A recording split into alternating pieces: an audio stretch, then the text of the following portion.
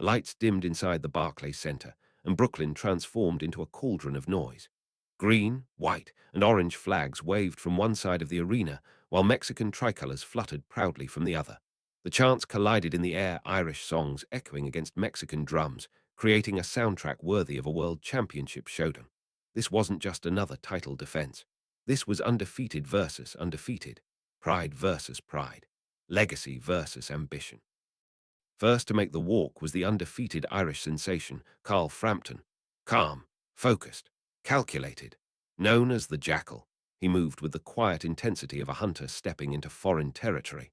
Already a unified champion at 122 pounds, he now dared to climb into featherweight waters, chasing history and daring to believe his skill would outweigh size.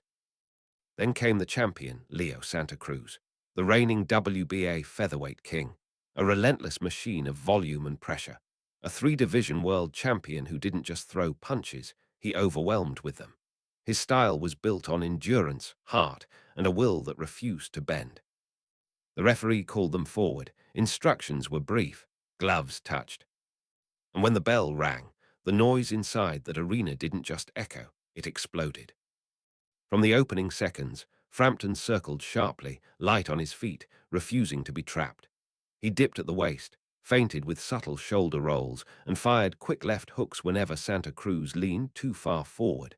The Irishman wasn't intimidated by the size difference, he was dissecting it. Santa Cruz advanced behind his long jab, pumping it repeatedly, measuring distance, probing for openings. That jab had broken countless opponents before, setting up the avalanche that followed. But Frampton's head movement was crisp. Slip right, slip left, counter. A sharp right hand snapped Santa Cruz's head back in the second round, and for a split second, the arena gasped. But champions don't panic. Santa Cruz answered the only way he knew how, by increasing the tempo. He dug to the body, ripping hooks beneath Frampton's elbows, trying to sap the legs of the smaller man. The exchanges intensified. Leather cracked against gloves, ribs, and temples, neither man willing to concede center ring. By the third round, the feel-out process was over. They stood toe-to-toe, trading combinations that sent waves through the crowd. Frampton's counters were shorter and sharper. Santa Cruz's punches came in threes and fours. Different rhythms, different philosophies. Same ferocity.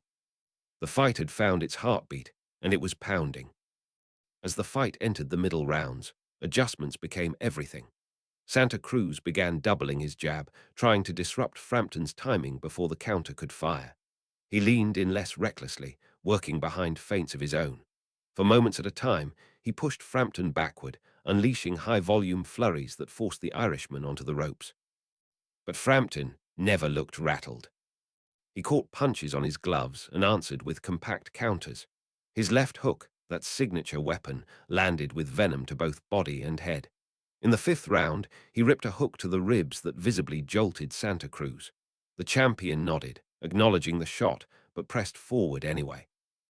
The sixth and seventh rounds were razor-thin. Santa Cruz controlled space. Frampton controlled accuracy. The Irishman's defense stood out, slipping wide shots and punishing the openings that followed.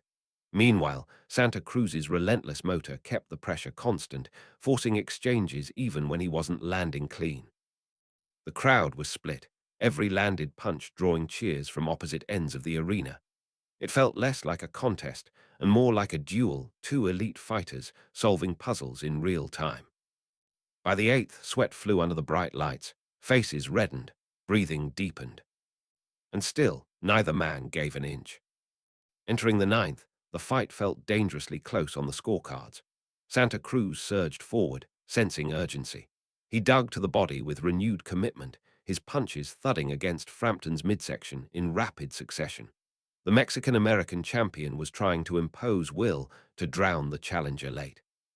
But Frampton had other ideas. He began closing exchanges with authority. Catch and shoot, slip and fire. His straight right hand found the target repeatedly, snapping Santa Cruz's head back. The precision of his counters contrasted sharply with the wider arcs of Santa Cruz's combinations. In the 10th and 11th rounds, fatigue became visible. Legs slowed. Guards dipped slightly. Yet the skill never disappeared. Frampton's movement, though more economical now, remained effective. Santa Cruz continued throwing at a pace most fighters could never maintain. Then came a pivotal moment, a crisp right hand from Frampton that staggered Santa Cruz briefly. It wasn't a knockdown, but it was dramatic. The arena erupted. For the first time, the champion appeared momentarily shaken. Still, he pushed forward. These were championship rounds in every sense, not just skill, but heart, not just technique, but refusal. Every second carried weight. The 12th round began with urgency. Both corners knew it was close. Santa Cruz charged ahead, letting his hands fly in desperate bursts, trying to leave no doubt. Frampton stood firm, answering with sharp counters and quick pivots to avoid being trapped. Midway through the round, another clean right hand from Frampton snapped Santa Cruz off balance.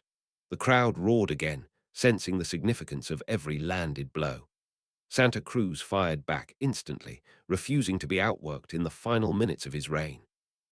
They traded until the bell, two warriors emptying whatever remained in their reserves. When the final chime rang, they embraced briefly, mutual respect forged in combat. Moments later, they stood center ring, waiting. The announcer's voice echoed through the arena. After 12 rounds, we go to the scorecards. Silence. By majority decision, and the new WBA featherweight champion of the world, Carl, the Jackal, Frampton. The Irish fans exploded in celebration. Frampton dropped to his knees, overcome with emotion. He had moved up in weight. He had conquered a reigning champion. He had etched his name into history. And though defeated, Leo Santa Cruz walked away with something equally powerful, the respect of every fan who witnessed the war. That night in Brooklyn, boxing didn't just crown a champion. It created a classic.